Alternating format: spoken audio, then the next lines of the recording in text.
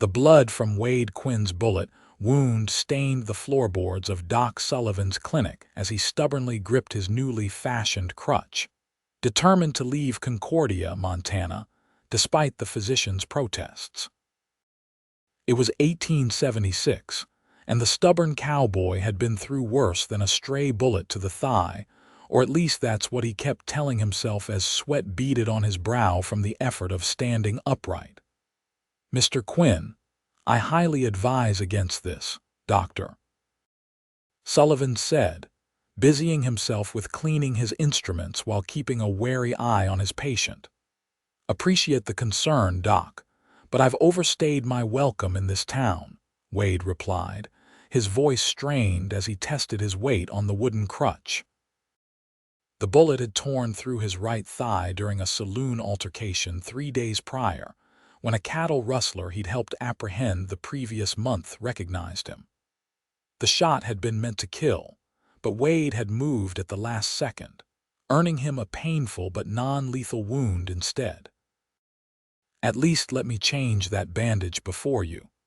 The doctor's words were cut short as the clinic door swung open, bringing with it a gust of autumn air and the town's newest resident.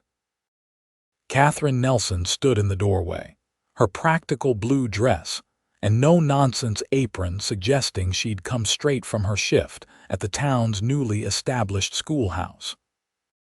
At 24, she'd arrived in Concordia just 2 months prior, bringing with her Eastern education and a determination to bring literacy to the frontier children. Her chestnut hair was pulled back in a sensible bun, though a few strands had escaped to frame her face.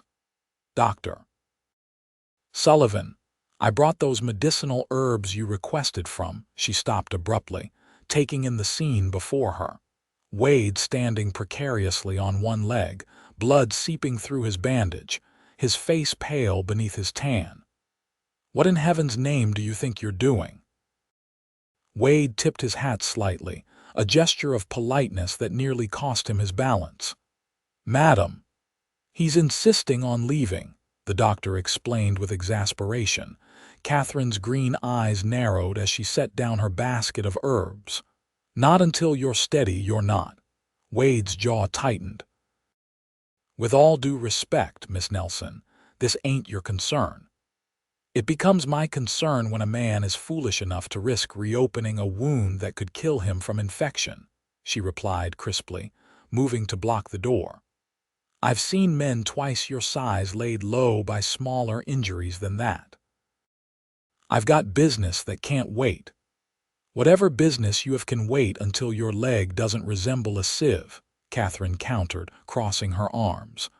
"Now sit down before you fall down, Mr. Quinn."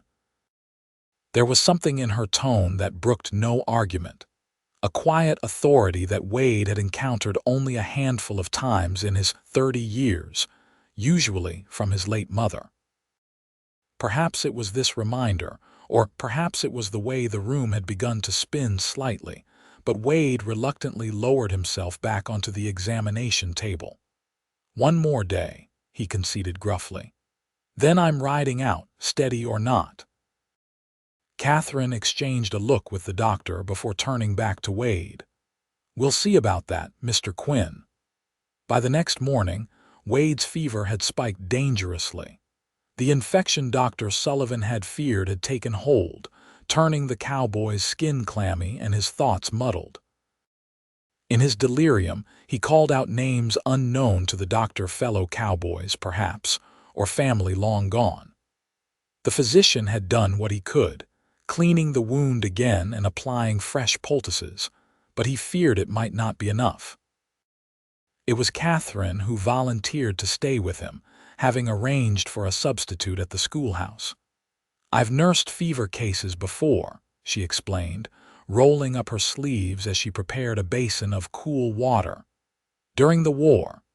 You seem awfully young to have been a nurse during the war, Doctor," Sullivan observed. "I was just a girl helping my aunt who was a proper nurse," she admitted, "but I learned well." Throughout that long day, Katherine bathed Wade's forehead with cool cloths, spooned broth between his cracked lips when he was lucid enough to swallow, and changed his bandages with careful hands. As the sun began to set, casting long shadows through the clinic's small windows, Wade's eyes fluttered open, clear for the first time in hours. "Miss Nelson," he rasped, squinting up at her. "You remember me." "That's a good sign," she said, adjusting the compress on his forehead. "Your fever's breaking." Wade's gaze traveled from her face to the window, noting the darkness outside. "You've been here all day." "Someone had to keep you from wandering off on that leg," she replied with a small smile. "You're quite determined when you set your mind to something, Mr. Quinn." "Wade," he corrected, his voice rough. "Seems you've earned the right to use my given name." "Then you must call me Katherine," she responded, surprising herself with the offer. She wasn't typically one for such familiarity, especially with a man she barely knew. But there was something about Wade Quinn that intrigued her, perhaps his determination, or the gentleness she'd glimpsed beneath his rough exterior when he mumbled in his sleep. "Katherine," he repeated, testing the name on his tongue. "Pretty name for a stubborn woman," says the man who tried to leave on a crutch with a bullet hole in his leg. A ghost of a smile touched his lips before exhaustion claimed him again, his eyes drifting shut. Katherine sat back in her chair, studying his face in repose. Without the tension of pain or the mask of stoicism, he looked younger. His dark hair, too long by Eastern standards, curled slightly where it met his collar. A scar bisected one eyebrow, telling of past dangers survived. She wondered what had made him so determined to leave Concordia, even at the risk of his own health. Wade Quinn was not a man who seemed to fear much, yet something had him running or attempting to. For the next 3 days, Katherine divided her time between the schoolhouse and the clinic, checking on Wade's progress during her lunch hour and returning after classes ended. By the 4th day, his fever had fully broken, and Dr. Sullivan declared the infection conquered. "Your diligent care made the difference, Miss Nelson," the doctor said as they stood outside the examination room. "He's a fortunate man." "He's a stubborn man," she corrected with a small smile, "but improving." When she entered the room, Wade was sitting up, pulling on a clean shirt the doctor had provided. The motion clearly pained him, but he masked it quickly when he noticed her presence. "Good afternoon," Katherine greeted him. "Dr. Sullivan says you're on the mend." "Thanks to your ministrations, I hear," Wade replied, working on the shirt buttons. His fingers, usually deft from years of handling rope and reins, seemed clumsy with the task. Without thinking, Katherine stepped forward. "Allow me." Wade's hands stilled as she efficiently fastened the remaining buttons, her fingers brushing occasionally against the warm skin of his chest. The simple domesticity of the action struck them both at the same moment, and Katherine stepped back, her cheeks coloring slightly. "I should be able to ride out by tomorrow," Wade said, breaking the charged silence. Katherine's eyes snapped to his face. "Ride? You can barely stand. I've managed worse." "That doesn't mean you should," she countered, exasperation evident in her tone. "The doctor says you need at least another week of rest before even considering travel." Wade's jaw set in a stubborn line. "I can't stay in Concordia, Katherine." "Why not?" The question hung between them, simple yet loaded. Wade looked away, focusing on a point beyond the window.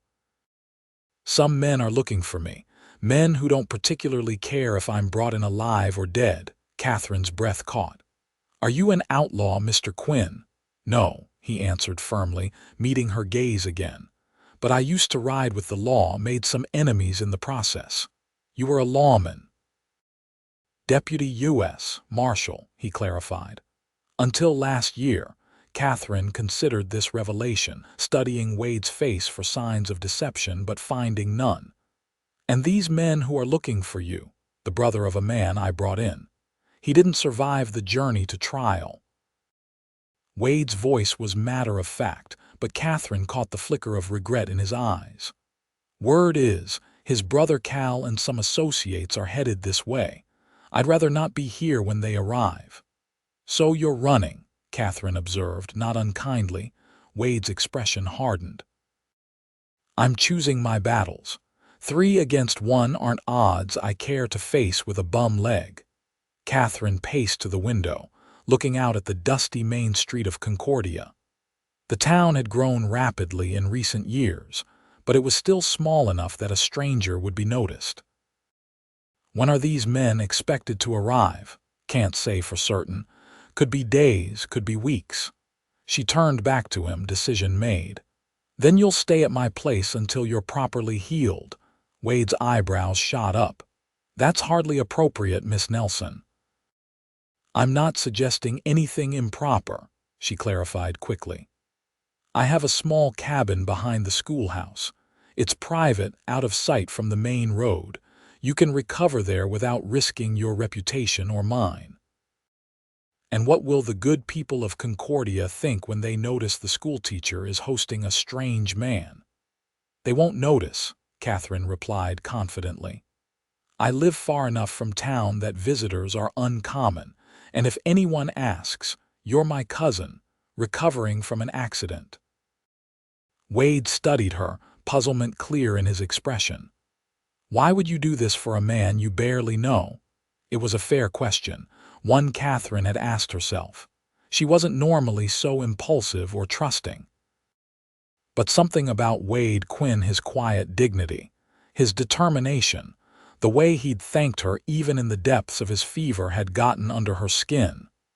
"Because no one deserves to die from foolish pride," she answered simply. "And because I believe you're a good man, Mr. Quinn, despite your mysterious past." Wade seemed to wrestle with her offer, weighing his need for safety against the impropriety of the arrangement.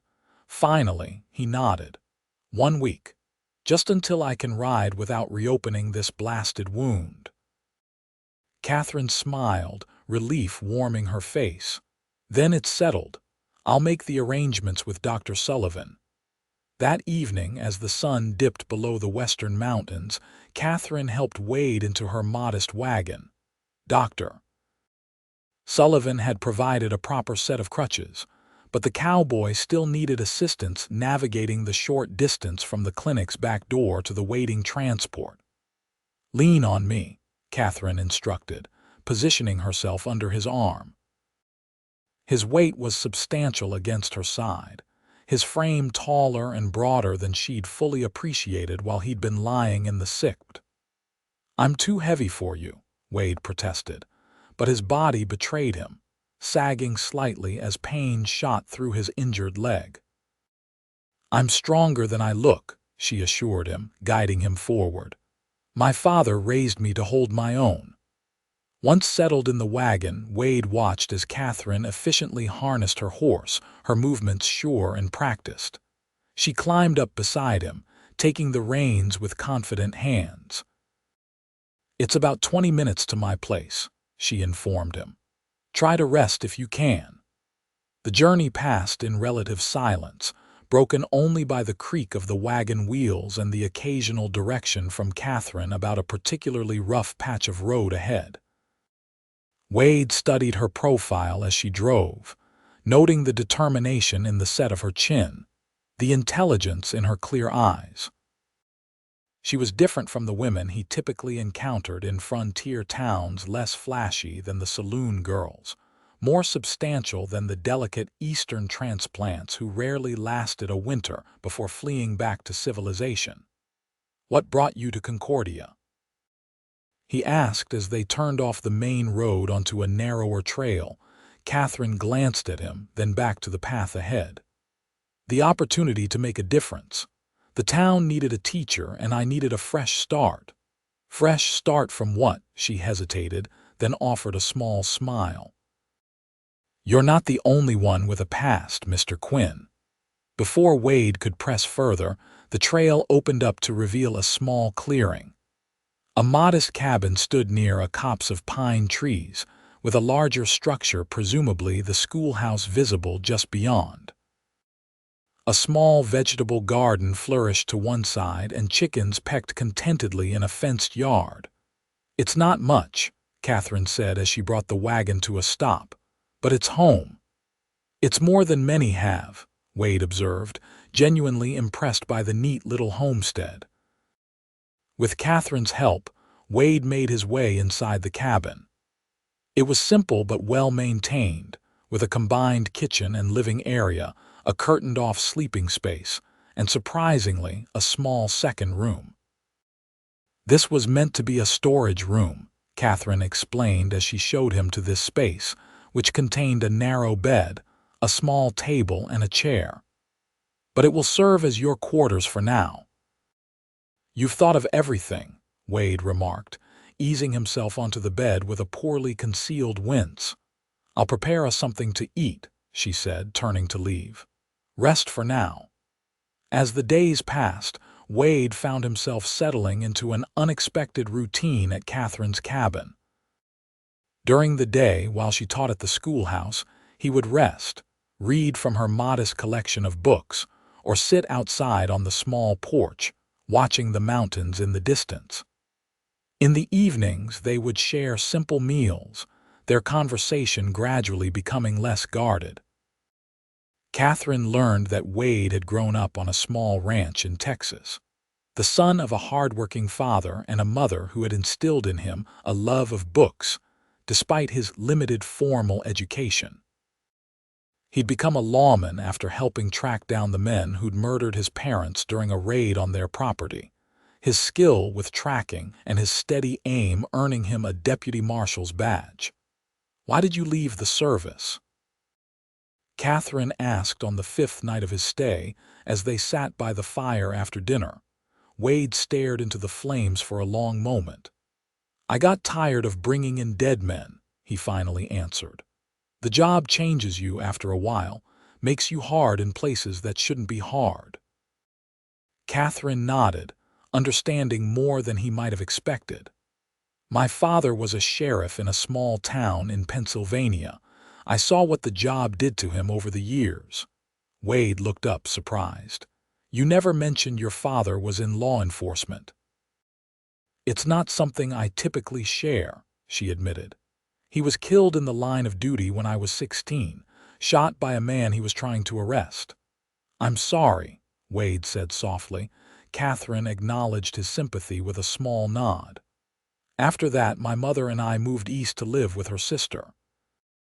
I got my education, became a teacher, but after Mother passed 2 years ago, I felt restless. Teaching in a settled eastern town wasn't enough. I wanted to be somewhere I could make a real difference. So you came to the frontier." "Yes," she smiled, much to my aunt's horror. She was convinced I'd be scalped by Indians or carried off by desperados within a week. Wade chuckled, the sound warming the space between them. "And here you are instead, harboring a wounded ex-lawman. I'm not sure she'd consider that an improvement." "No," Katherine agreed, her eyes twinkling in the firelight. "But I do." The admission hung in the air, charged with meaning neither was quite ready to acknowledge. Wade cleared his throat, shifting slightly in his chair. His leg was healing well, the pain diminishing daily. Soon, he would have no valid reason to remain. "I should check your bandage," Katherine said, rising from her seat. "Then we both should get some rest." As she knelt before him to examine the wound, Wade found himself studying the top of her head, the way the firelight caught the reddish highlights in her chestnut hair. Her hands were gentle but confident as she unwrapped the bandage, and he was struck by a powerful desire to touch her, to brush back the strand of hair that had fallen across her cheek, to trace the outline of her jaw with his fingertips. The realization of how quickly his feelings had developed alarmed him. Katherine Nelson was a respectable woman, educated, refined, despite her frontier adaptability. He was a drifter with a dangerous past, a man who had spent the last year moving from town to town, never staying long enough to form attachments. "It's healing nicely," Katherine observed, breaking into his thoughts. "Another few days and you should be able to put weight on it properly." "That's good news," Wade replied automatically, though suddenly the prospect of leaving filled him with an unexpected sense of loss. Katherine must have sensed his distraction, for she looked up, her eyes questioning. "Wade, is something wrong?" He shook his head, offering a smile that didn't quite reach his eyes. "Just tired, I reckon." She nodded, though her expression suggested she didn't entirely believe him. As she finished rebandaging his leg, her fingers lingered a moment longer than necessary, the simple touch sending warmth through him that had nothing to do with his healing wound. "Good night, Wade," she said softly as she rose. "Good night, Katherine," he replied, watching as she disappeared behind the curtain to her own sleeping area. In the darkness of the small room that had become his temporary sanctuary, Wade stared at the ceiling, listening to the night sounds of the wilderness beyond the cabin walls. He had come to Concordia by chance, stopping only to rest his horse on his way further north. The bullet in his leg had been an unwelcome complication, but now he found himself oddly grateful for it. Without that wound, he would never have known Katherine Nelson beyond a passing tip of his hat on the town's main street. But gratitude wouldn't keep Cal Matthews and his vengeful associates at bay. Sooner or later they would reach Concordia, asking questions, creating danger. Wade couldn't risk bringing that danger to Katherine's doorstep. The next morning dawned clear and cool, with the hint of winter in the air. Katherine had already left for the schoolhouse when Wade awoke, but he found a pot of coffee keeping warm on the stove and biscuits wrapped in a cloth on the table. A note in her neat handwriting instructed him to rest and informed him she would return at noon with fresh supplies. Instead of resting, Wade tested his leg, finding that while it still pained him, he could put weight on it without the immediate risk of collapse. Using one crutch for support, he made his way outside, breathing deeply of the crisp mountain air. The cabin's location offered a clear view down the trail toward town, and Wade found himself watching for Katherine's return, an anticipation he wasn't accustomed to feeling. When he spotted her wagon approaching shortly after midday, he was surprised by the quickening of his pulse. She drove with her usual confidence, her posture straight, her hair neatly pinned beneath a modest bonnet. She didn't see him immediately, focused as she was on navigating the rough trail, and Wade took the opportunity to simply observe her, the determined set of her jaw, the graceful way she handled the reins. She was beautiful, he realized with a clarity that startled him. Not in the obvious, showy way of the women in the saloons, but in a deeper, more enduring fashion that spoke of strength and purpose. "You're supposed to be resting," Katherine called as she spotted him standing on the porch. "Got tired of staring at the same four walls," he replied with a slight smile. She brought the wagon to a stop and climbed down, gathering a basket of supplies. "Well, at least you're using the crutch properly. Let me help you back inside." "I can manage," Wade insisted, but he allowed her to take his arm as they navigated the steps. Inside, Katherine busied herself unpacking the supplies she'd brought: fresh bread from the town bakery, meat from the butcher, and a small package wrapped in brown paper that she set aside with unusual care. "I brought you something," she said, a hint of shyness coloring her voice as she handed him the package. "Open it." Wade unwrapped the paper to find a leather-bound book. "Poems by Tennyson," he read, running his fingers over the embossed lettering. "You mentioned you enjoyed reading his work when you were younger," Katherine explained. "Mr. Hammond at the general store had this copy, and I thought you might enjoy having something to read besides my old school books." The thoughtfulness of the gesture touched Wade deeply. It had been many years since anyone had given him a gift, especially one so carefully chosen to match his interests. "This is. Thank you, Katherine." Their eyes met, and something shifted in the space between them, something unnamed but powerful, a recognition of feelings neither had intended to develop. "I should prepare lunch," Katherine said after a moment, breaking the tension.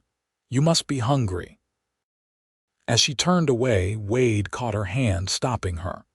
"Katherine." She looked back at him, her eyes wide with question and something more, something that mirrored the longing he felt himself. "I need to tell you something," he said, his voice low. "About why I have to leave soon." Katherine's expression clouded, but she nodded, settling into the chair across from him. "Tell me. The man whose brother is hunting me, Jeb Matthews, he wasn't just any outlaw. He was part of a gang that terrorized settlements across 3 territories. They killed indiscriminately men, women, children. When I finally tracked them down, Jeb resisted arrest. He pulled a gun and I shot him." "You were defending yourself," Katherine said firmly. "Yes, but his brother Cal doesn't see it that way. He was riding with another gang at the time, but word is he's put together his own crew now, and they've been tracking me for months. Last I heard, they'd killed a man in Wyoming just for giving me directions." Katherine paled slightly but maintained her composure. "And you believe they're coming to Concordia?" "I know they are," Wade confirmed. "I've stayed in one place too long. It's only a matter of time before they pick up my trail." "Then we should alert the sheriff," Katherine suggested practically. Wade shook his head. "Sheriff Davis is a good man, but he's getting on in years. He and his 2 deputies wouldn't stand a chance against Cal and his men. No, I need to leave, draw them away from here, from you." "And go where?" Katherine demanded, a hint of anger creeping into her voice. "Keep running until they eventually catch up to you. That's not a solution, Wade." "It's the only one I have right now," he countered, frustrated by her inability to understand the danger. "I won't risk innocent lives, especially not yours." Katherine stood abruptly, pacing to the window. "So instead you'll ride off on a leg that's barely healed, likely tear open your wound in the process, and face these men alone when they inevitably catch up to you. How is that a better plan?" "Because I'm used to handling myself in these situations. This is my fight, not yours." "It became mine the moment I decided to help you," Katherine retorted, turning to face him with flashing eyes. "Or did you think I was merely passing time until a more interesting patient came along?" The question hung between them, loaded with implications neither had voiced aloud. Wade stared at her, taken aback by her passion, by the unmistakable concern in her expression. "What are you saying, Katherine?" he asked quietly. She took a deep breath, gathering her courage. "I'm saying that I care what happens to you, Wade Quinn. More than I should, perhaps, given the short time we've known each other. But I won't pretend otherwise, not when your life is at stake." Wade rose carefully, balancing on his good leg as he approached her. "This isn't just about my life. It's about yours too. Cal Matthews is a killer who doesn't distinguish between targets and bystanders. If he found out you'd helped me, then we face him together," Katherine said firmly. "Or we find another solution, one that doesn't involve you riding off to certain death." Wade reached out, his fingers brushing her cheek with a gentleness that belied his rugged exterior. "You're the most stubborn woman I've ever met." A small smile curved her lips. "So you've said before. I mean it as a compliment. I know." The moment stretched between them, ripe with possibility. Then, with a deliberateness that left no doubt of his intentions, Wade leaned down and kissed her. Katherine responded immediately, her hands coming to rest on his chest as she returned the kiss with equal fervor. It was a moment of pure connection, an acknowledgement of feelings that had been building since that first confrontation in the doctor's office, When they finally parted, Wade rested his forehead against hers, his breathing uneven. "I never expected this," he admitted softly. "Neither did I," Katherine confessed. "But here we are, he echoed, his hands settling at her waist, "which makes leaving all the more difficult but all the more necessary." Katherine pulled back slightly to look him in the eyes. "Then we need a plan, one that doesn't end with you dead or me worrying for the rest of my life." Wade considered her words, struck by the implication that she saw a future where his welfare would matter to her for the rest of her life. It was a concept both terrifying and exhilarating, the idea that this independent, intelligent woman might want him in her life beyond his recovery. "Cal won't stop coming," he said finally. "Not until he believes I've paid for his brother's death." "Then perhaps," Katherine suggested carefully, "we need to make him believe exactly that." The plan they devised over the next 2 days was dangerous, but offered their best chance. Word would be spread through Concordia that the wounded stranger staying at the doctor's clinic had succumbed to infection and was to be buried in the town cemetery. Sheriff Davis, once convinced of the necessity, agreed to cooperate, understanding that the deception might save not only Wade's life but potentially those of townsfolk who might be caught in Cal Matthews' vengeful path. "It's risky," the sheriff warned as they met in the back room of his office. "If Matthews doesn't believe it, or if he decides to dig up the grave to be sure. We'll have a coffin with enough weight to seem convincing," Wade explained. "And I'll be long gone by the time he arrives, heading east, not west as I'd originally planned." "And if he still comes looking for confirmation," Davis pressed, "then I'll be here to convince him," Katherine stated firmly. As the school teacher who witnessed the stranger's final hours while assisting Dr. Sullivan, Wade's jaw tightened at this part of the plan, which he had argued against repeatedly. "Katherine shouldn't be involved. It would be suspicious if I wasn't," she countered. "Everyone in town knows I've been helping with your care. And Cal Matthews has no reason to harm a schoolteacher who merely did her Christian duty for a dying man." The logic was sound, but it didn't ease Wade's concern. "I don't like leaving you to face him." "I won't be alone," Katherine reminded him. "Sheriff Davis and his deputies will be watching. And I won't be in any danger once Cal believes you're dead." The sheriff nodded his agreement. "Miss Nelson is right. Matthews wants revenge, not random violence. Once he believes Quinn is dead and buried, he'll likely move on." Wade looked from the sheriff to Katherine, torn between the need to protect her and the recognition that their plan offered the best chance for both their futures. 2 weeks, he finally said. "I'll wait 2 weeks at the rendezvous point we discussed, if you don't join me by then." "I will," Katherine assured him, her tone brooking no argument.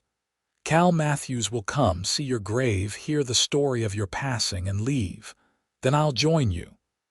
The following morning, before dawn, Wade prepared to depart.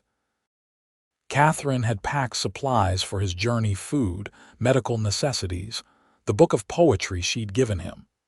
They stood in the dim light of a single lantern, the gravity of their imminent separation weighing heavily between them. "I still think I should stay," Wade said, his hand cupping her cheek. "Find a different way to deal with Cal." "There is no other way that doesn't risk a bloodbath," Katherine replied, covering his hand with her own. "This gives us both a chance at a future." Wade's eyes searched hers. "A future together. If that's what you want," she answered softly. "It is," he admitted. "God help me, Katherine, in the space of 2 weeks, you've become more important to me than I thought possible." She smiled, blinking back tears. "Then go. The sooner you leave, the sooner I can join you." Their kiss was desperate, filled with fear and hope in equal measure. Then Wade forced himself to pull away, knowing that lingering would only make departure more difficult. 2 weeks, he reminded her, taking up his crutch. His leg was healing well, but still not strong enough for a long ride without support. The cabin near Silver Creek. "I'll be there," Katherine promised. "Now go before the town begins to wake." With a final look at the woman who had so unexpectedly captured his heart, Wade Quinn slipped into the pre-dawn darkness, heading not for the main trail but for a lesser-known path that would take him east, away from Concordia, and toward what he hoped would be their future together. The next 5 days passed with excruciating slowness for Katherine. The funeral for the unnamed drifter who had died in Dr. Sullivan's clinic was a simple affair, attended by the doctor, the sheriff, the minister, and Katherine herself, all participants in the deception. A coffin filled with rocks and earth was lowered into the freshly dug grave, and a simple wooden marker was placed bearing only the initials WQ. And the date. Katherine played her role convincingly, a somber figure in black who spoke quietly of the stranger's courage in his final hours. The performance was as much for the benefit of the townsfolk as for any of Cal Matthews' potential informants who might already be in Concordia. On the 6th day after Wade's departure, the men they had been anticipating finally arrived. Katherine was in the schoolhouse, writing arithmetic problems on the blackboard for her students, when she heard the commotion outside, horses' hooves, men's voices, the sudden hush that fell over the usually busy Main Street. "Children," she said calmly, setting down her chalk, "please continue with your reading while I step outside for a moment." Through the schoolhouse window, she could see 3 men dismounting in front of the sheriff's office. Even from a distance, she could identify Cal Matthews by his resemblance to the description Wade had provided: tall and lean, with a distinctive scar that ran from his left eye to his jaw. Taking a deep breath to steady herself, Katherine returned to her students. "We'll end lessons early today," she announced. "Please gather your things and proceed directly home. No lingering in town."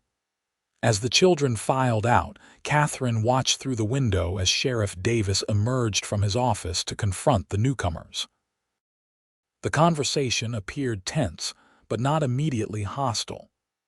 After several minutes, Davis gestured toward the saloon, and the men followed him in that direction.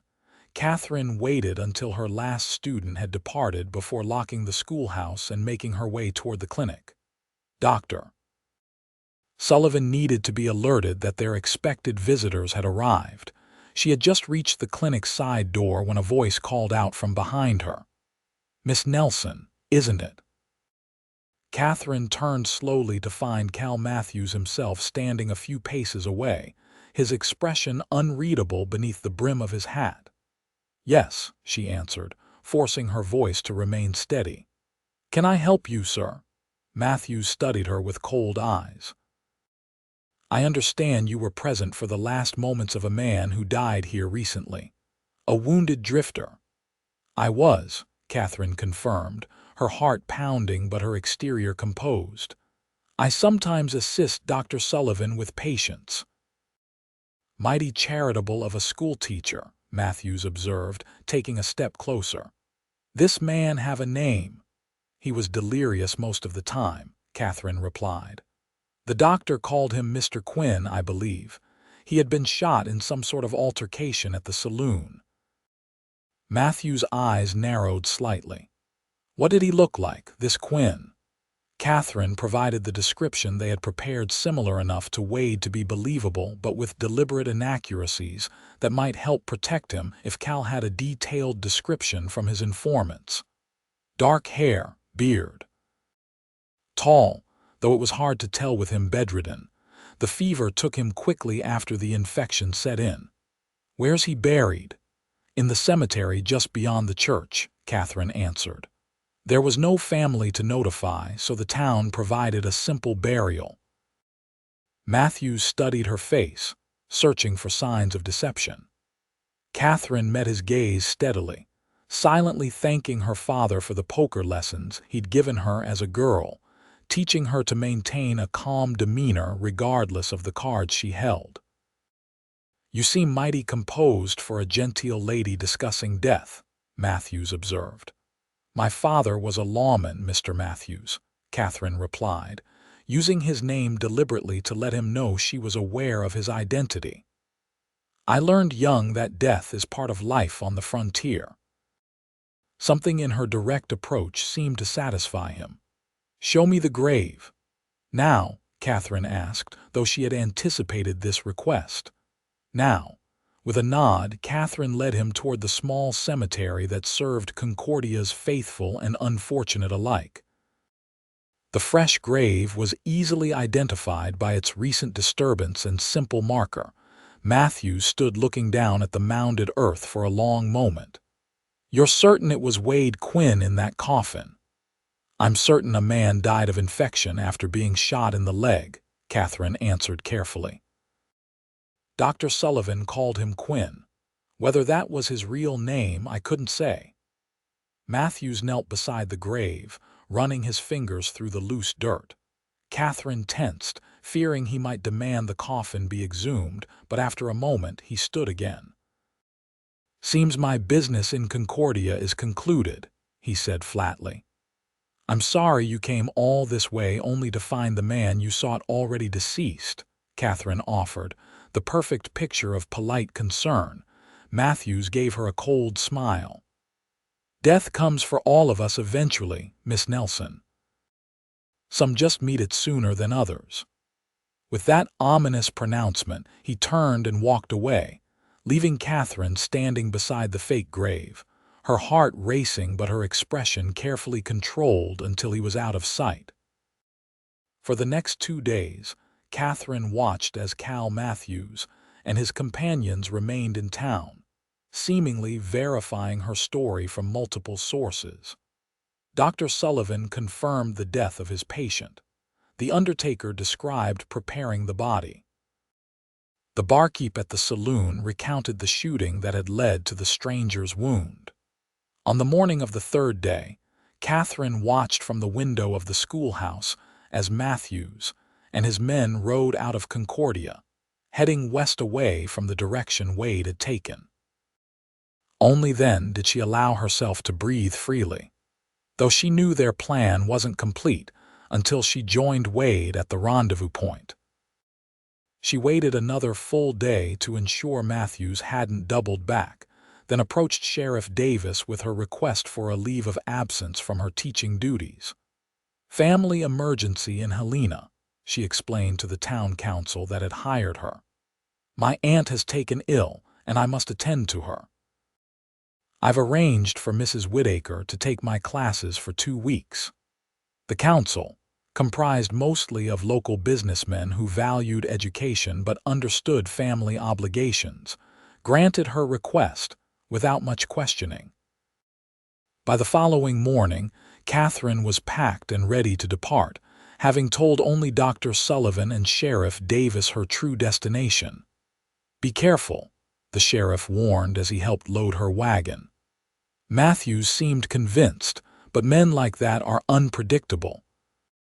"If he discovers he's been deceived, by the time that might happen, we'll be far from here," Katherine assured him. "Thank you for everything, Sheriff." The journey to Silver Creek would take 3 days of hard travel, much of it through sparsely populated territory. Katherine set out before dawn, her wagon loaded with supplies and a rifle within easy reach, a precaution Wade had insisted upon before his departure. The first day passed uneventfully, the road reasonably well traveled until she turned onto the less used trail that would take her toward the rendezvous point. She made camp as night fell, tending to her horse and building a small fire just large enough to cook a simple meal. As darkness settled around her, Katherine found herself straining to hear any sound that might indicate she wasn't alone, her hand never far from the rifle Wade had taught her to use during their days together at her cabin. The second day brought increasingly rugged terrain and a light rain that made travel slow and uncomfortable. By mid-afternoon, Katherine was soaked through, her spirits dampened along with her clothing. She pressed on, determined to cover as much ground as possible before nightfall. It was as she was navigating a particularly steep section of trail that disaster struck. A wheel of her wagon caught on a protruding rock, the sudden jolt causing her horse to shy. Before Katherine could regain control, the wagon tilted precariously and then overturned, sending her supplies scattering down the muddy slope. Katherine managed to jump clear, but landed badly, pain shooting through her ankle as she tumbled several feet before coming to a stop against a tree trunk. For several moments, she lay still, assessing the damage. Her ankle throbbed painfully but didn't appear to be broken. The wagon, however, had not fared as well. One wheel was completely shattered, the axle bent at an impossible angle. "No," Katherine whispered, the gravity of her situation sinking in. She was miles from the nearest settlement, her transportation destroyed, with limited supplies now scattered across the rainy hillside. And somewhere ahead, Wade was waiting for her, with no way of knowing what had happened. Fighting down panic, Katherine forced herself to think logically. First, she needed to secure her horse, which had pulled free of the overturned wagon and was now grazing nervously a short distance away. Then she would salvage what supplies she could and reassess her options. Moving carefully on her injured ankle, Katherine managed to catch the horse's reins. The animal was thankfully unharmed, though clearly unsettled by the accident. With gentle words and a firm hand, she calmed it enough to tether it to a nearby tree. The rain continued to fall as Katherine gathered what supplies she could find: her small traveling chest of clothing, some food that hadn't been ruined by the mud, her rifle and ammunition, and mercifully, the waterproof oilskin that contained the money she had saved during her time in Concordia. Night was approaching, and Katherine knew she needed shelter. With the wagon destroyed, her options were limited. She could attempt to fashion some sort of cover using the canvas that had protected her supplies, or she could try to continue on horseback, hoping to find better shelter ahead. The decision was made for her when the light rain suddenly intensified, becoming a downpour that made visibility almost impossible. Using the broken wagon for partial shelter, Katherine spread the canvas over a low branch of the tree she had collided with, creating a makeshift tent. It was far from ideal, but it would keep the worst of the rain off until morning. As she huddled beneath her improvised shelter, Katherine found herself thinking of Wade, wondering if he had reached the rendezvous point safely, if he was concerned by her absence, if he might even now be searching for her despite the risk to himself. The thought of Wade riding back along the trail, possibly encountering Cal Matthews if the outlaw had discovered their deception and doubled back, filled Katherine with dread. She had to reach Silver Creek somehow, to prevent Wade from exposing himself to unnecessary danger. Morning brought clearer weather but no immediate solution to Katherine's predicament. Her ankle, while not broken, was swollen and painful, making walking difficult. The wagon was beyond repair with the tools she had available. Her only option was to continue on horseback, carrying what supplies she could manage. With methodical determination, Katherine sorted through her salvaged possessions, setting aside anything that wasn't essential. She fashioned a pack that could be secured behind the saddle, containing food, a change of clothing, her money, and her father's pistol, which she had kept wrapped in oilskin at the bottom of her traveling chest. The rifle she would carry across her lap. Mounting the horse proved challenging with her injured ankle, but Katherine finally managed by using a fallen log as a step. Once settled in the saddle, she oriented herself using the sun and the map Wade had drawn for her, then urged her horse forward. Progress was slow but steady. Katherine stopped frequently to rest her horse and check her bearings, determined not to become lost in the unfamiliar terrain. By nightfall, she estimated she had covered perhaps half the remaining distance to Silver Creek. She made camp in a small clearing, building a fire that was larger than was perhaps wise but necessary to dry her still damp clothing and ward off the chill that had settled into her bones. As she sat before the flames, Katherine found herself humming softly a habit from childhood that had always calmed her in times of stress. The sound of a twig snapping in the darkness beyond the fire's light brought her instantly to alertness, her hand moving to the rifle at her side. Katherine. The voice familiar, beloved, sent a surge of relief through her so powerful, it momentarily robbed her of speech. Then Wade stepped into the circle of firelight, his expression a mixture of concern and disbelief. "Wade," she breathed, attempting to stand but faltering as her injured ankle protested. He was at her side in an instant, his arms steadying her, his eyes scanning her face and form for signs of injury. "What happened? When you didn't arrive, I feared the worst." "The wagon overturned on the trail yesterday," Katherine explained, leaning into his solid presence. "I wasn't severely hurt, but the wagon was destroyed. I've been traveling on horseback since this morning."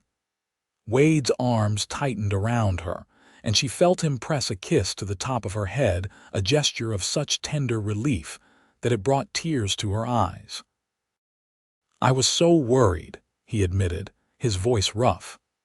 "I started back along the trail this morning, hoping to find some sign of you." "You shouldn't have risked it," Katherine admonished gently, though she couldn't find it in herself to be truly upset. "If Cal Matthews had doubled back." "I couldn't just wait, not knowing if you were safe," Wade countered. He drew back slightly to look at her. "You're limping. Let me see."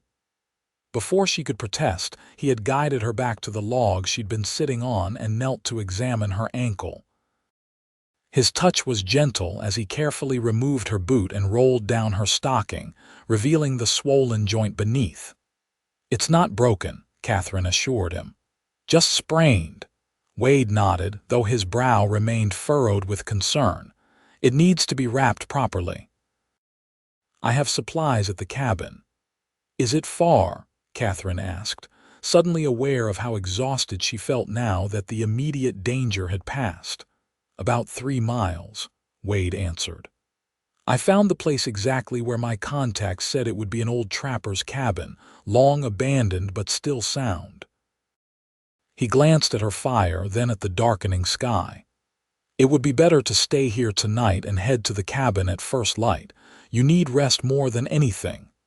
Katherine nodded, too tired to argue. Wade set about making their camp more comfortable, retrieving his own bedroll from his horse and insisting Katherine use it, while he made do with her salvaged blankets. He checked her supplies, nodded approvingly at her prioritization, and then settled beside her near the fire. "Did Cal Matthews believe our ruse?" he asked as he handed her a cup of coffee he'd prepared from his own supplies. Katherine sipped the hot liquid gratefully. "I believe so. He viewed the grave, questioned several people in town, and then rode west with his men 3 days ago." "West," Wade repeated thoughtfully. "That's good. It means he's not on our trail." "What happens now?" Katherine asked softly. Wade's eyes met hers across the flames. "That depends on you, on me."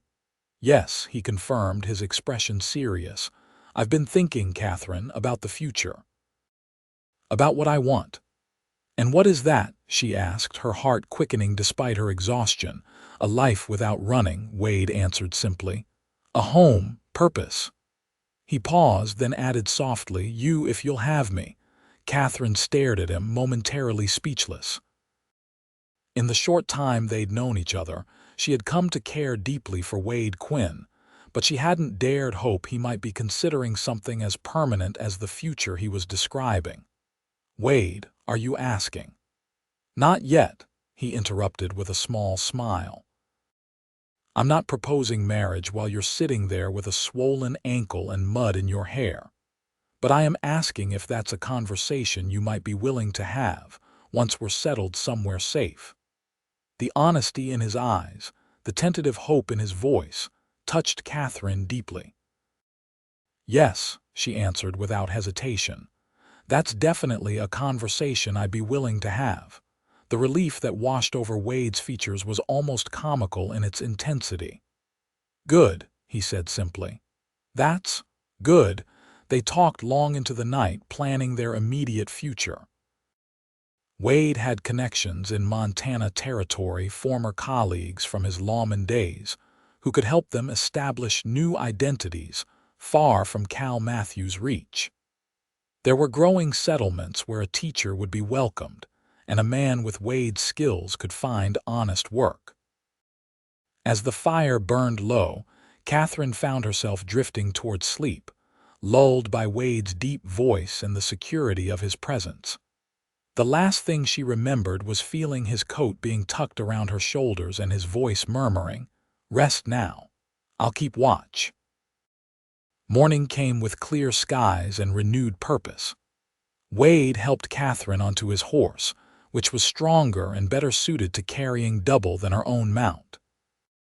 With her arms wrapped around his waist and her cheek resting against his back, they made their way to the cabin that would be their temporary home. The trapper's cabin proved more comfortable than Katherine had expected. It was small but solidly built, with a stone fireplace, a sturdy table and chairs, and a bed that, while narrow, was raised off the floor and had a straw-filled mattress that seemed luxurious after sleeping on the ground. Wade tended to Katherine's ankle, wrapping it skillfully with strips of clean cloth and insisting she keep it elevated. He hunted and prepared their meals, showing a domestic capability that surprised and delighted her. "Where did you learn to cook like this?" she asked on their third evening as they shared a remarkably tasty rabbit stew. "My mother taught me the basics," Wade explained, a fond smile touching his lips at the memory. "Said no son of hers would starve just because he hadn't found a wife yet. The rest I picked up during my years of traveling. You either learn to cook or you eat poorly on the trail." In the quiet evenings, they read from the book of poetry Katherine had given him, taking turns reciting verses by the light of the oil lamp Wade had found stored in the cabin's small cellar. The simplicity of their life, the shared moments of domestic tranquility, cemented in both their minds the possibility of a future together. On the seventh day at the cabin, as Katherine's ankle had improved enough for her to move about without constant pain, Wade returned from checking his snares with a serious expression. "Riders," he said without preamble as he entered the cabin. 3 of them, following the creek from the direction of Concordia. Katherine's heart sank. "Cal Matthews." "I couldn't be certain at this distance," Wade admitted, "but it would be too much of a coincidence for any other group to be tracking this way. How did he discover the truth?" Katherine wondered aloud, her mind racing. "We were so careful." "It doesn't matter now," Wade said, already gathering their essential belongings. "We need to move before they reach the cabin." Katherine nodded, pushing aside fear in favor of action. "How much time do we have?" "An hour, maybe less," Wade estimated. "They're moving carefully, checking the trail as they come, but they're determined." They worked quickly, packing only what they could carry on horseback. Wade had acquired a second horse during his time at the cabin, a sturdy mare purchased from a passing trapper which would allow them both to ride separately now that Katherine's ankle was healing. "Where will we go?" Katherine asked as she secured her pack to her saddle. "North," Wade decided. "There's a settlement near the Canadian border where an old friend of mine settled years ago. He'll help us." As they prepared to depart, Katherine paused at the cabin door, looking back at the simple space that had briefly been their home. "I was happy here," she said softly. Wade's hand settled on her shoulder, turning her gently to face him. "We'll find that happiness again," he promised. "Somewhere safe where we can build a life together." The conviction in his voice gave Katherine strength. "Together," she agreed. They had just mounted their horses when the sound of approaching riders reached them. Wade's expression hardened as he reached for his rifle. "Go," he instructed Katherine. "Follow the creek north. I'll delay them and catch up." "No," Katherine refused firmly. "I won't leave you to face them alone." "Katherine, we stay together," she insisted. "We can outride them if we leave now, both of us." Wade hesitated, clearly torn between protecting her and acknowledging the wisdom of her words. Finally, he nodded. "Stay close. If we get separated, keep heading north and don't stop until you reach the settlement at Fort Benton." They urged their horses into motion, taking a narrow deer trail that led away from the creek and into the dense forest beyond. The path would be harder for their pursuers to follow, giving them a precious advantage. For hours they rode steadily, pushing their mounts as much as they dared through the challenging terrain. Occasionally, Wade would stop to listen for signs of pursuit, his expression grim but determined. As dusk approached, they emerged from the forest into a broad valley, the mountains rising majestically before them. Wade pointed to a thin column of smoke rising from a distant cluster of buildings.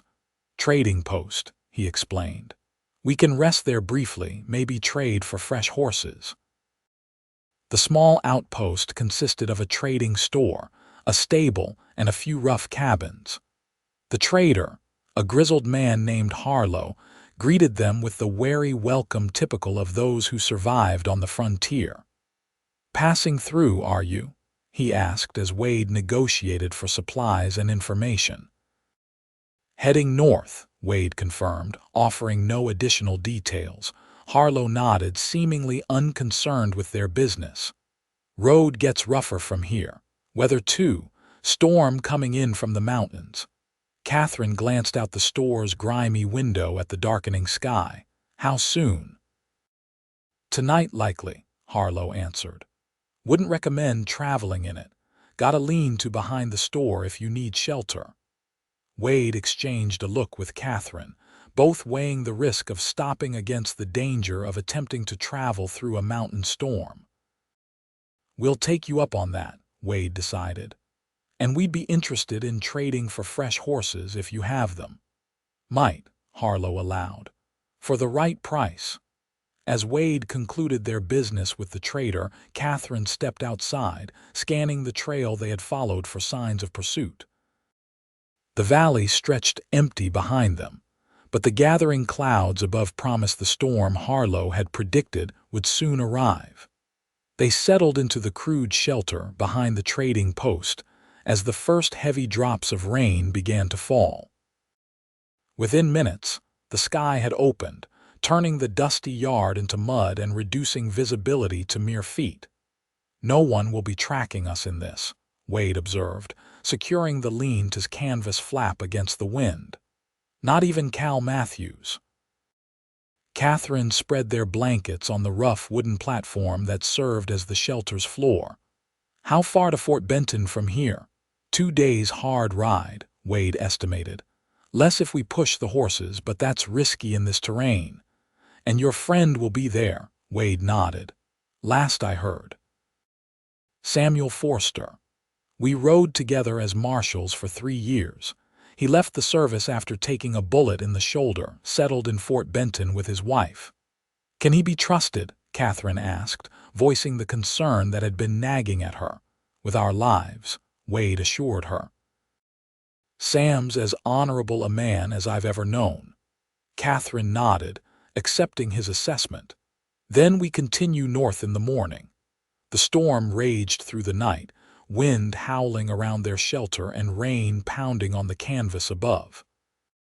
Despite the noise and their precarious situation, Katherine found comfort in Wade's presence beside her. At some point, his arm had come around her waist, drawing her against the solid warmth of his chest. It was the most peaceful sleep she'd had since leaving Concordia. Morning brought clearer weather and renewed determination. With fresh horses acquired from the trader at a price that made Wade wince but pay without argument, they continued their journey north, following Harlow's directions toward a pass that would lead them to Fort Benton. The mountains presented challenges neither had fully anticipated. Trails that appeared clear on Harlow's rough map often proved treacherous in reality, washed out by the recent storm or blocked by fallen trees.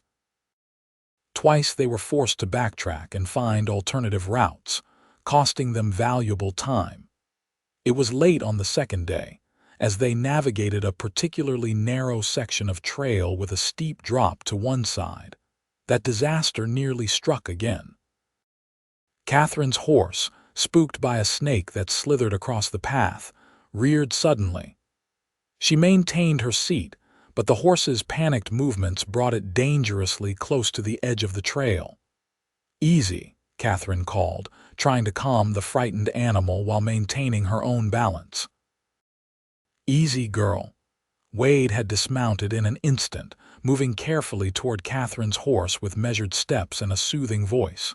"Steady now. That's it." The horse's eyes rolled wildly, but Wade's calm approach seemed to be having an effect. Its frantic movements slowed, and Katherine was able to regain firmer control of the reins. "That's it," Wade encouraged, now close enough to reach for the bridle. "Just a little snake, nothing to fear." As the horse finally settled, Katherine let out the breath she'd been holding. "Thank you," she said softly, acutely aware of how close she had come to a dangerous fall. Wade's hand moved from the horse's bridle to Katherine's knee, the brief contact conveying both reassurance and lingering concern. "Maybe I should lead her through this section," he suggested. Katherine nodded, acknowledging the wisdom of his offer. With Wade leading her horse and his own following behind, they continued along the narrow trail until it widened once more into safer terrain. As the sun began to set, they crested a rise that offered their first view of Fort Benton in the distance, a collection of buildings nestled along the Missouri River. Smoke rising from chimneys, and the stars and stripes flying over what appeared to be a military outpost. "We made it," Katherine breathed, relief washing over her. Wade's expression, however, remained cautious. "We're not safe yet. We need to find Sam, explain our situation." They approached the settlement as darkness fell, the journey down from the mountain taking longer than they had hoped. Lights glowed in windows, and the sounds of a frontier town at evening piano music from the saloon, horses in the livery. The occasional burst of laughter reached them as they rode down the main street. Wade directed them to a modest house on the town's outskirts, set back from the road with a small garden visible in the fading light. A woman was gathering laundry from a line stretched between two trees. Her movements hurried as she worked to beat the encroaching darkness. "Evening, madam," Wade called as they approached, keeping his voice friendly but respectful. "I'm looking for Samuel Forster." The woman turned, her expression wary until she caught sight of Wade's face in the twilight. "Wade Quinn," she exclaimed, recognition dawning. "Sam said you might come this way someday." "Rachel," Wade greeted her with evident relief. "It's good to see you." "Sam's at the mercantile," Rachel Forster informed them, gathering the last of the laundry into her basket. "He'll be beside himself to see you. Come inside, both of you." "You look like you've had a hard journey." Katherine dismounted carefully, her ankle still tender despite its improvement. Wade was at her side immediately, offering support that she gratefully accepted. "Rachel, this is Katherine Nelson," Wade introduced as they approached the house. "Your wife?" Rachel asked with frank curiosity. "No, madam," Katherine answered before Wade could speak. "Not yet, at least." The simple addition of "yet" brought a smile to Wade's face that warmed Katherine to her core. Rachel noted the exchange with a knowing look and ushered them inside without further questions. The Forster home was modest but comfortable, with well-worn furniture and signs of family life throughout. A child's wooden horse beside the hearth, mending in a basket by a rocking chair, a half-finished letter on a small desk by the window. "Sit, both of you," Rachel insisted. "I'll fix some coffee and there's stew keeping warm." As she busied herself in the kitchen area, Wade took Katherine's hand, his thumb tracing gentle circles on her palm. "We're safe here," he said quietly. "Sam and Rachel are good people." Katherine nodded, allowing herself to feel the first real sense of security since they had fled the cabin. "What now?" she asked. "How long can we stay?" "That depends on Sam," Wade admitted, "and on what he knows about Cal Matthews' movements, if Cal is still searching for us along the border." The front door opened before he could finish, admitting a broad-shouldered man with a neat beard and intelligent eyes. Samuel Forster stopped short at the sight of the visitors in his parlor, then broke into a wide grin. "Wade Quinn, as I live and breathe," he exclaimed, crossing the room in 3 strides to clasp Wade's hand and shoulder in a warm greeting. "When I heard there were strangers asking for me, I never expected it to be you." "Good to see you, Sam," Wade replied with genuine affection. Sam's gaze shifted to Katherine, curiosity evident in his expression. Wade performed the introductions, his hand returning to Katherine's as he did so, a gesture that was not lost on his observant friend. "Miss Nelson," Sam greeted her respectfully. "Any friend of Wade's is welcome in our home." "Thank you, Mr. Forster," Katherine replied. "Your hospitality is deeply appreciated, especially under the circumstances." Sam's expression grew more serious as he looked back to Wade. "And what circumstances might those be? You've got the look of a man who's been hard-pressed." Over Rachel's hearty stew and strong coffee, Wade explained their situation: Cal Matthews' vendetta, the deception in Concordia, their narrow escape from the cabin, and the hard journey to Fort Benton. Sam listened without interruption, his expression thoughtful. "Matthews," he said when Wade had finished. "The name's familiar. Brother was Jeb Matthews, part of the Douglas gang, if I recall correctly." Wade nodded. "Cal's cut from the same cloth, but smarter, more dangerous. And he's determined to find you," Sam concluded. "Even believing you dead initially." "Something must have made him suspicious," Katherine suggested. "Perhaps someone in Concordia let something slip after we left. Or he's just naturally skeptical," Wade added. "Cal never was one to take things at face value." Sam leaned back in his chair, considering. Fort Benton's a good place to disappear for a while. Busy enough with the steamboat traffic and fur traders that newcomers aren't unusual, remote enough that news travels slowly. "We can't impose on you indefinitely," Wade protested. "Nonsense," Rachel interjected. "The children will be delighted to have company, and there's plenty of room in the old cabin out back. It needs some work, but it's sound." "And there's employment to be had," Sam added. "The fort always needs men who can handle themselves and a gun. And the settlement's been looking for a proper teacher for the children. Most families can't afford to send their little ones east for education." Katherine and Wade exchanged glances, the possibility of establishing a real life here in Fort Benton suddenly seeming tangible. "It sounds almost too good to be true," Katherine admitted. "It won't be easy," Rachel cautioned. "Winters are harsh, supplies can be limited, and the isolation wears on some people. But there's community here and opportunity. And a chance to start fresh," Sam concluded, looking directly at Wade. "With a new name, if necessary." The implication was clear: Sam was offering them not just temporary refuge but the possibility of a permanent new beginning, complete with the protection of altered identities if they chose. "We'll need to think about it," Wade said, though the hope in his voice was unmistakable. "Of course," Sam agreed. "For now, rest. You're safe here." Later that night, in the small room Rachel had prepared for Katherine, Wade came to bid her good night before retiring to the room he would share with the Forsters' young son. "What do you think?" he asked softly, standing close enough that their conversation wouldn't be overheard but maintaining a respectful distance. "About staying in Fort Benton," Katherine clarified. At his nod, she continued, "It feels right. There's work for both of us, people who would welcome us. And the danger." Wade pressed. "Cal Matthews might still find us eventually." Katherine considered this soberly. "We can't live our lives in fear, Wade. Sooner or later, we have to trust that we've put enough distance between us and our past." Wade reached for her hand, holding it between both of his. "I want to build a life with you, Katherine.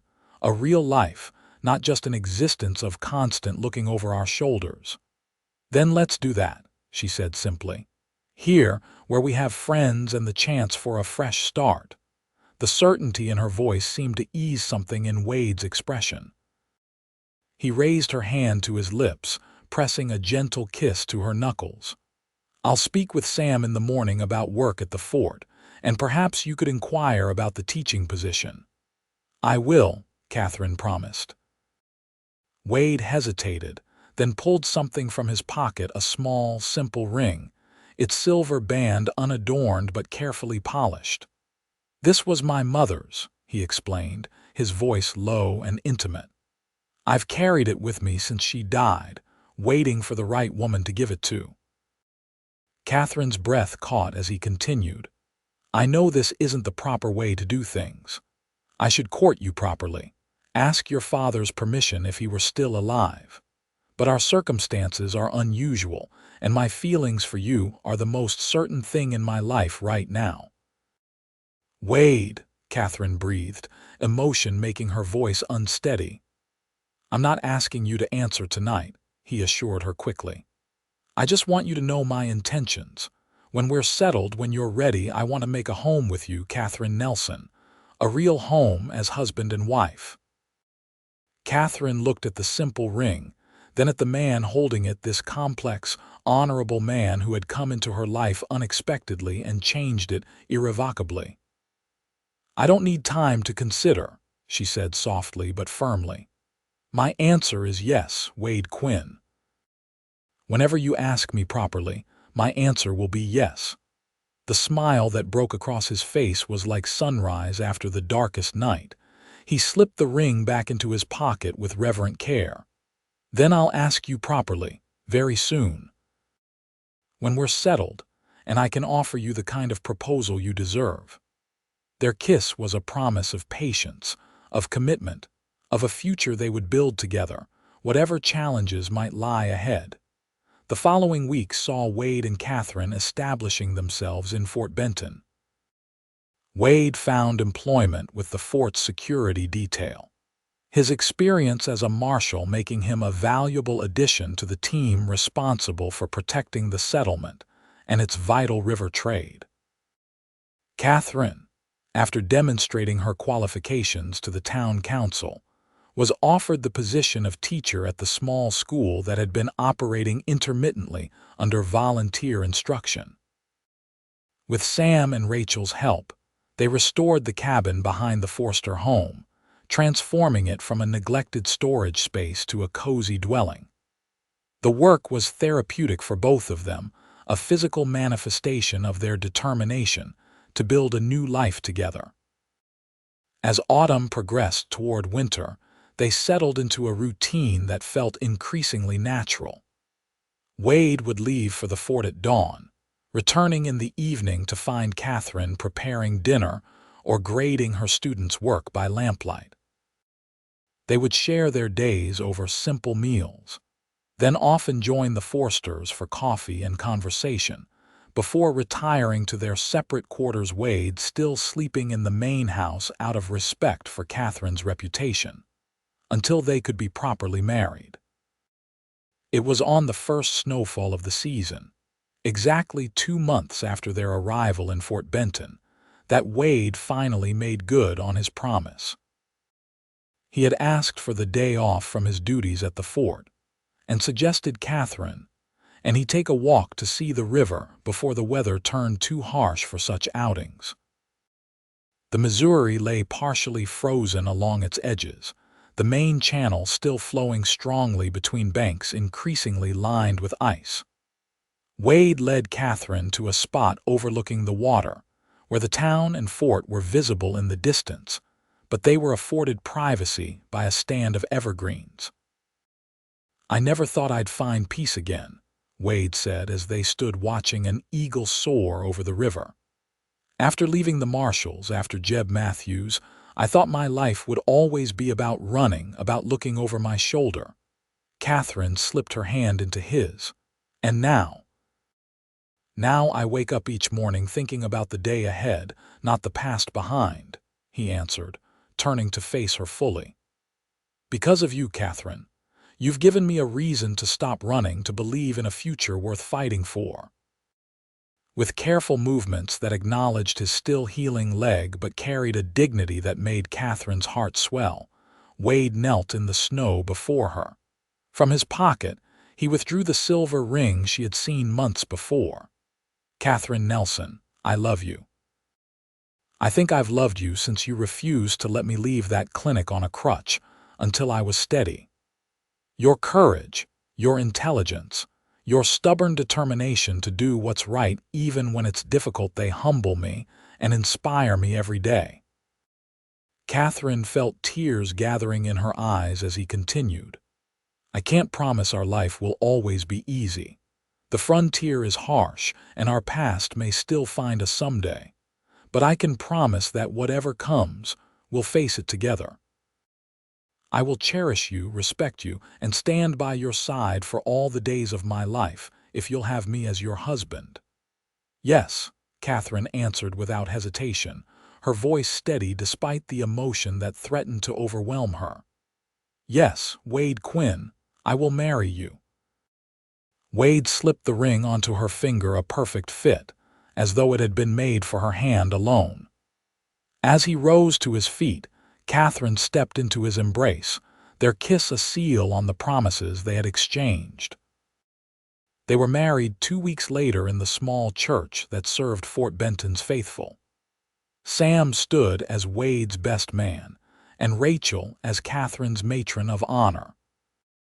The settlement turned out in force for the celebration, these newcomers having already earned the respect and affection of their neighbors through their hard work and willingness to contribute to community life. That night, as husband and wife, they returned to their cabin, no longer just a dwelling but now truly their home. Wade carried Katherine across the threshold despite her laughing protests about his leg, which had healed well enough that he rarely used even a walking stick anymore.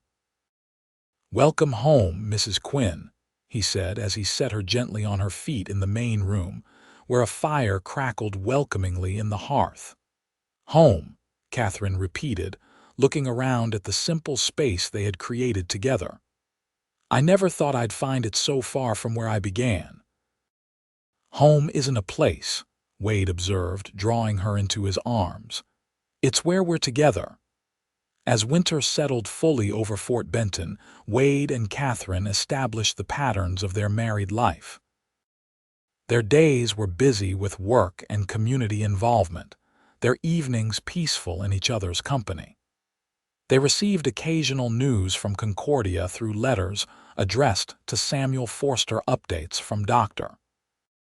Sullivan about Cal Matthews' continued absence from the area, reports that the town believed both Wade and Katherine had moved on to pursuits elsewhere. With each passing month, the immediate fear of discovery receded slightly, though neither ever became completely complacent. Wade maintained his vigilance, particularly when steamboats arrived from downriver, bringing new faces to Fort Benton.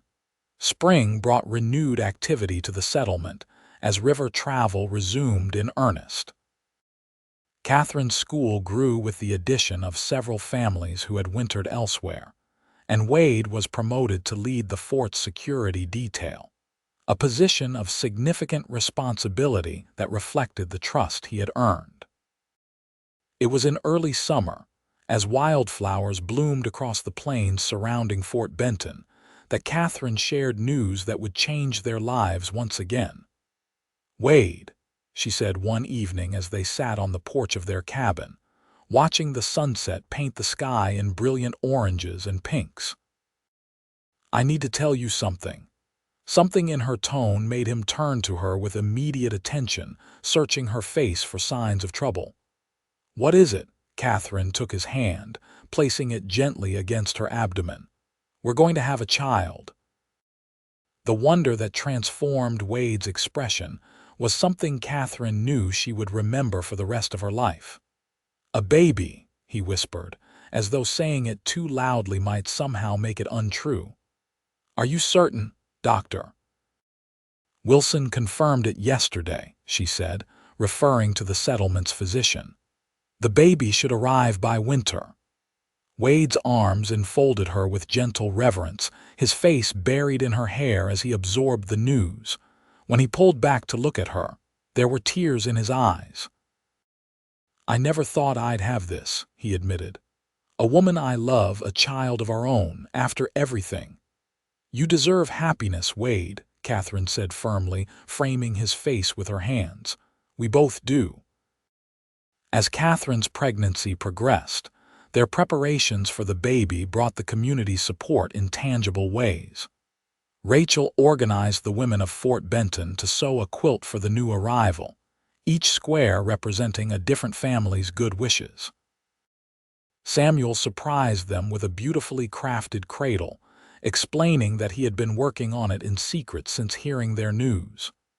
"Every child should have something made especially for them," he said gruffly, when Wade tried to thank him, embarrassed by his own sentiment. The shadow of their past remained, however, in quiet conversations between Wade and Katherine about what they would tell their child someday about their journey to Fort Benton, about the necessity of vigilance even in their happiness. "Our child needs to know enough to be careful," Wade insisted one night as they discussed names and dreams for the future. "Cal Matthews may have given up the search, but I won't risk our family's safety on that assumption." "We'll find the right balance," Katherine assured him.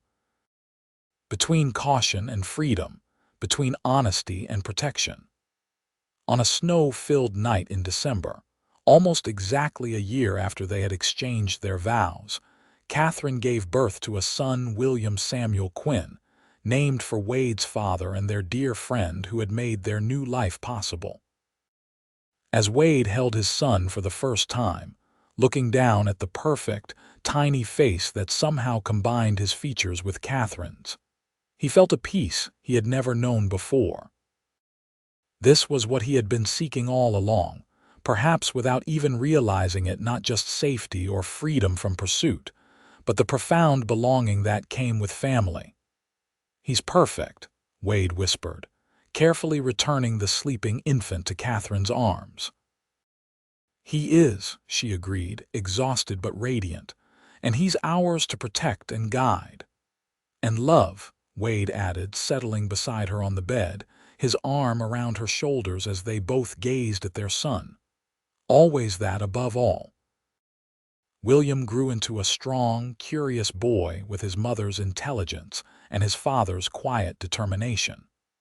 By his third birthday, he was the darling of Fort Benton, known for his friendly nature and the serious way he would study new things before breaking into a delighted smile of discovery. The Quinn family expanded again when Katherine gave birth to twins, a boy and a girl they named Joseph and Elizabeth, in the spring of 1881.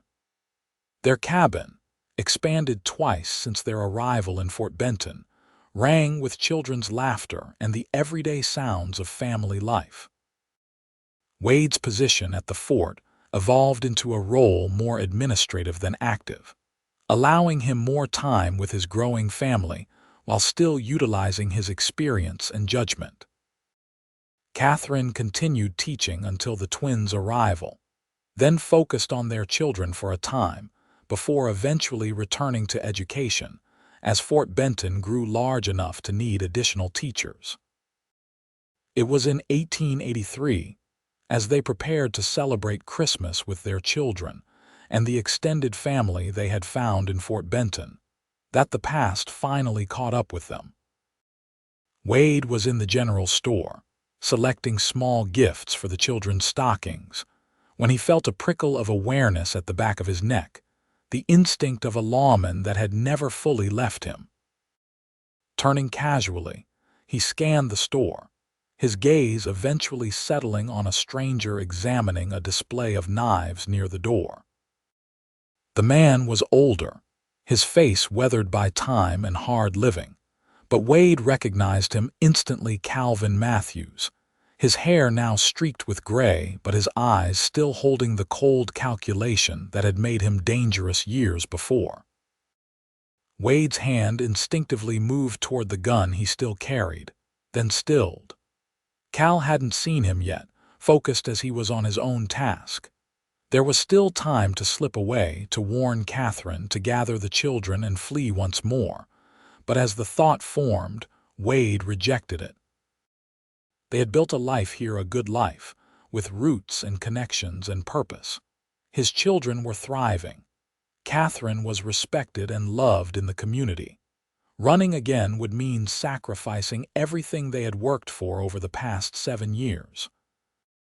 Making his decision, Wade paid for his purchases and left the store, careful to keep his face averted from Matthew's position. Outside, he moved quickly through the snow-covered streets to the sheriff's office, where both the local law and the fort's security were headquartered. Sheriff Thomas Blackwell looked up from his paperwork as Wade entered, immediately noting his tension. "Quinn, what's wrong?" "Cal Matthews is in town," Wade said without preamble. "In the general store right now." Blackwell's expression sharpened. He was aware of Wade's history, having been entrusted with the information when Wade accepted his position at the fort. "You're certain?" "I'd know him anywhere," Wade confirmed. The sheriff rose, reaching for his coat. "What do you want to do?" "We could arrest him if he still wanted for anything." "No," Wade interrupted. "No charges that I know of would still stand." He was careful that way. "Then what?" Wade took a deep breath. "I need to end this, today, now." Blackwell studied him. "By end, you mean?" "Talk to him," Wade clarified. "Make him understand that continuing this vendetta only ensures his own destruction." The sheriff looked skeptical. "Men like Matthews don't usually respond to reason." "Maybe not," Wade acknowledged. "But before I do anything else, I have to try." "For my family's sake." Blackwell nodded slowly. "I'll back your play, whatever it is, but Wade, be careful. Men like that, they're unpredictable." "I know," Wade assured him. "Believe me, I know." With the sheriff following at a discreet distance, Wade returned to the main street. Cal Matthews had emerged from the store and was now examining the buildings along the street, his posture suggesting he was looking for someone or something specific. Wade approached openly, making no attempt to hide or draw his weapon. "Cal," he called when he was within speaking distance. Matthews turned sharply, his hand dropping automatically to his gun before recognition dawned. For a long moment, he simply stared, as though confirming that the man before him was indeed the one he had been hunting for so long. "Quinn," he finally said, his voice rough with age and cold. "You're supposed to be dead." "Sorry to disappoint you," Wade replied evenly. Matthews' eyes narrowed. "I knew that school teacher was lying, knew it in my gut, but couldn't prove it." The mention of Katherine sent a chill through Wade, but he kept his expression neutral. "She had nothing to do with it. The deception was my idea, my plan." "Doesn't matter now," Matthews said, his hand still hovering near his weapon. "Found you anyway, didn't I?" "Yes," Wade acknowledged. "But now what, Cal? It's been 7 years. Your brother's still dead, and killing me won't bring him back." It's not about bringing him back, Matthews spat. It's about justice. You shot him down like a dog. He drew on me first, Wade countered. You know Jeb. You know he would never have come quietly. A flicker of something acknowledgement perhaps crossed Matthews' weathered face. Doesn't change what you did. No, Wade agreed, but it should change what you're planning to do now. Matthews glanced around, noting the sheriff watching from down the street and the curious gazes of townspeople who had sensed the tension in the confrontation. And what's that? Walk away, Wade said simply. End this vendetta here and now. Go live whatever life you have left without this weight dragging you down, Matthews scoffed. Just walk away, after all these years of searching. Yes, Wade confirmed. Because the alternative ends with one or both of us dead, and for what? Your brother made his choices. He lived by the gun and died by it. Don't make the same mistake. Something shifted in Matthews' expression, a weariness that seemed to settle over him like a physical weight. You've got a life here, he observed, not quite a question. I do, Wade acknowledged. A good one. Family. Wade hesitated, unwilling to confirm what Matthews might use against him. People who would grieve if I didn't come home tonight, he said carefully. Matthews nodded slowly, as though Wade had confirmed exactly what he suspected. Must be nice, he said, an unexpected note of something like envy in his voice. Having someplace that's home. It is, Wade agreed quietly. For what seemed an eternity, they stood facing each other in the snow-covered street. Two men whose lives had been intertwined by violence and loss, now at the crossroads of either continuing that cycle or breaking it. Finally, Matthews spoke.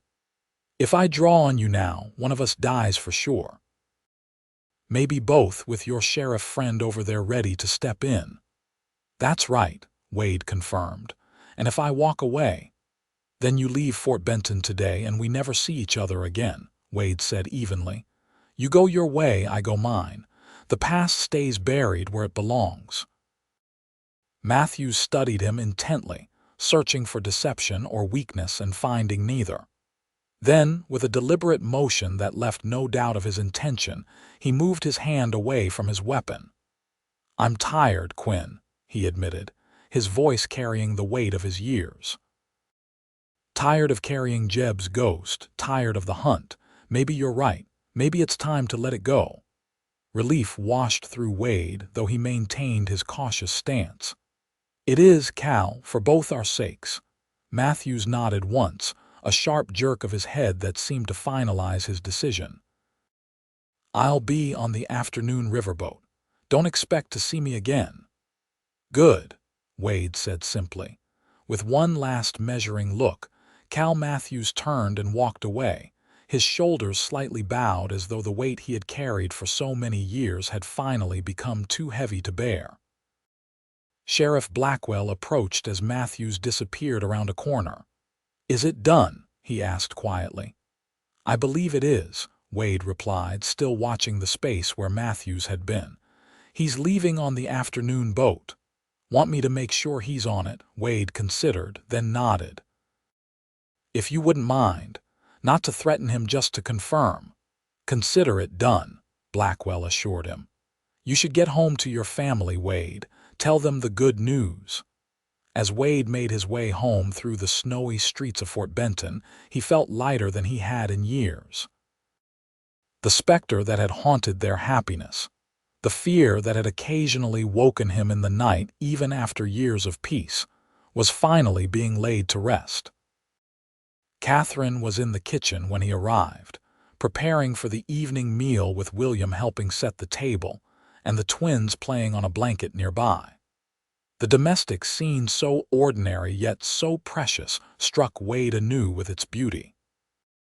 You're early, Katherine observed with a smile that faded as she caught the expression on his face. What's happened?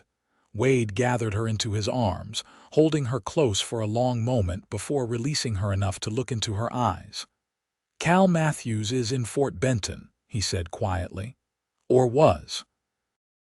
He's leaving on the afternoon boat. Katherine's face paled. Did he saw me, Wade confirmed. We talked. Talked, Katherine repeated, disbelief evident in her voice. Wade nodded, leading her to a chair where they could speak without alarming the children. Quickly, he recounted his conversation with Matthews, the unexpected resolution, and the sheriff's promise to confirm the man's departure. You believe him? Katherine asked when he had finished. That he's truly letting it go? I do, Wade said after a moment's consideration. He's older, tired. The hunt has taken its toll on him as much as on us. I think he's ready for it to be over. Katherine's eyes filled with tears of relief. Then it's truly done. We don't have to worry anymore. It's done, Wade confirmed, gathering her hands in his. We're free, Katherine. Completely free.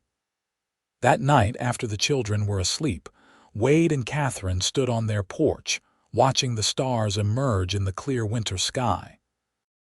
Sheriff Blackwell had confirmed that Cal Matthews had indeed boarded the afternoon riverboat, carrying nothing but a small traveling bag and the weight of a vendetta finally abandoned. What does it feel like? Katherine asked softly, leaning against Wade's side. Knowing we don't have to look over our shoulders anymore, Wade considered the question, his arm tightening around her waist. Like the last piece of a puzzle falling into place, he finally answered. Like everything we've built here, our home, our family, our place in this community is finally fully ours without reservation. Katherine nodded, understanding exactly what he meant. It's been worth it, hasn't it? All of it, the danger, the uncertainty, even the fear. Worth it to arrive here at this moment. Wade looked down at her, this extraordinary woman who had refused to let him leave on a crutch until he was steady, who had stood by him through danger and flight and building a new life from nothing. More than worth it, he assured her. I wouldn't change a single step that led us here. As they stood together under the vast Montana sky, Wade reflected on the journey that had brought them to this moment, from a bullet wound in a dusty clinic to a home filled with children's laughter, from strangers connected by circumstance to partners bound by choice and love and shared purpose. What are you thinking? Katherine asked, noting his thoughtful expression. Wade smiled, pressing a kiss to her temple. I'm thinking that sometimes the worst moments of our lives lead us to the best ones. If I hadn't been shot in Concordia, if you hadn't been so stubborn about my care. If you hadn't tried to leave on a crutch, Katherine added with a soft laugh. Exactly, Wade agreed. Sometimes, getting knocked off the path we thought we were meant to follow is the only way to find the one we were truly destined for. Katherine turned in his embrace to face him fully. And this is our path, Wade Quinn. This life, these children, this home, this is where we were always meant to be. As they sealed that certainty with a kiss, the stars continued their eternal dance above Fort Benton, witnessing yet another chapter in a love story that had begun with a wounded cowboy, a determined schoolteacher, and the simple truth that sometimes the journey toward happiness begins with someone caring enough to say, not until you're steady.